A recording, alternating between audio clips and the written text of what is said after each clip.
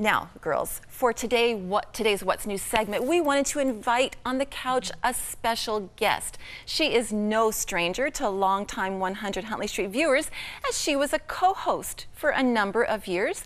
She now has her own television program called Listen Up, a weekly program exploring news and current affairs from a Christian worldview. Lorna Dueck, where are you? Come on over and join us on the couch. Welcome to Full Circle. Thank you. It's kind of like a reunion, isn't it? It is. We all work together. Lorna is no stranger to us either. We've all actually had a Listen Up connection. We've all worked with Lorna on Listen Up. So it's great to see you all on your beautiful couch, and thank you. Oh, it is our privilege to have you, Lorna. Now, as November is Adoption Awareness Month, we want you to just let us know, what do we need to be aware of? What's new about adoption in Canada? 30,700 children in Canada are waiting for a family, waiting to be adopted. That's shocking to me. And these people are not just, we're not just talking about babies here. Over half of the 30,700 children waiting for a home are over the age of 6. And then another great portion of those are over the age of 13.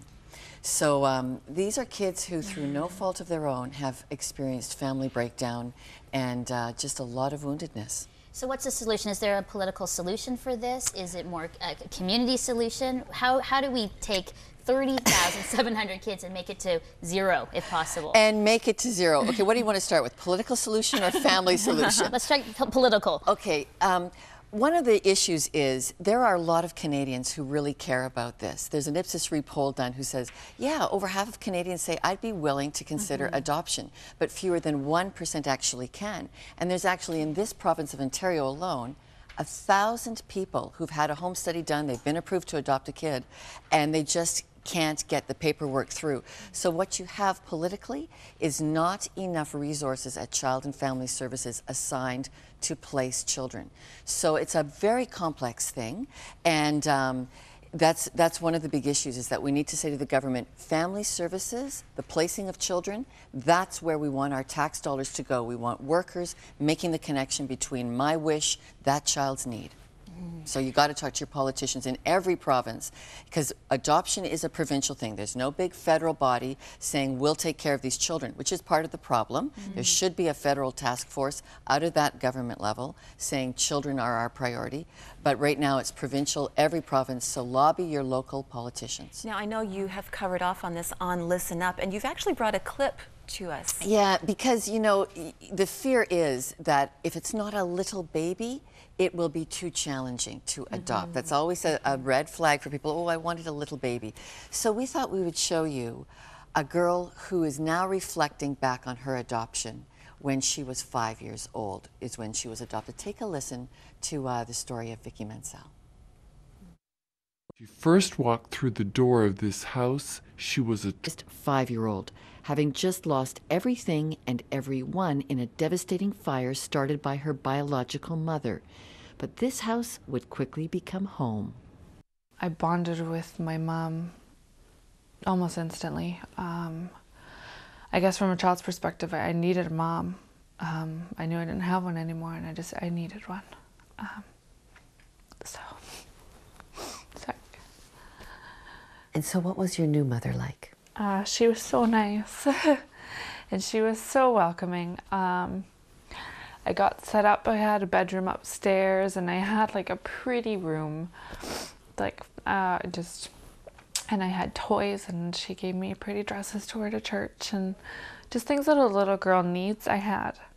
That Vicki's new family was able to so quickly provide for all of her emotional and physical needs, having just come through such devastating loss, is remarkable. But even more remarkable is that they were able to do so with a house full of children.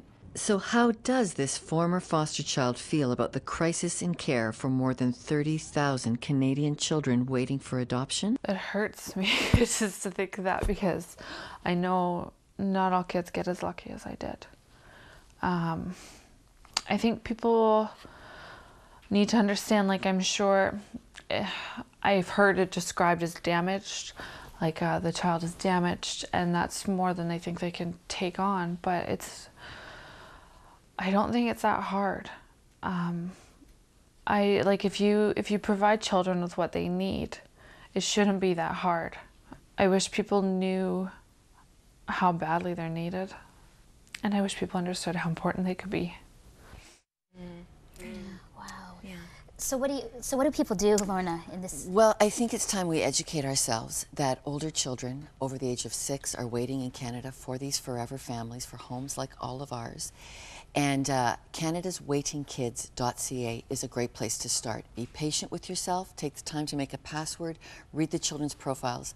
And if you feel God calling you to adopt one of these 30,000 children in Canada, start to prepare a home study. It takes 6 months to get your home study done. You can get it done privately, then it costs between $500 and $3,000, or you can wait in the long provincial backlog to get it.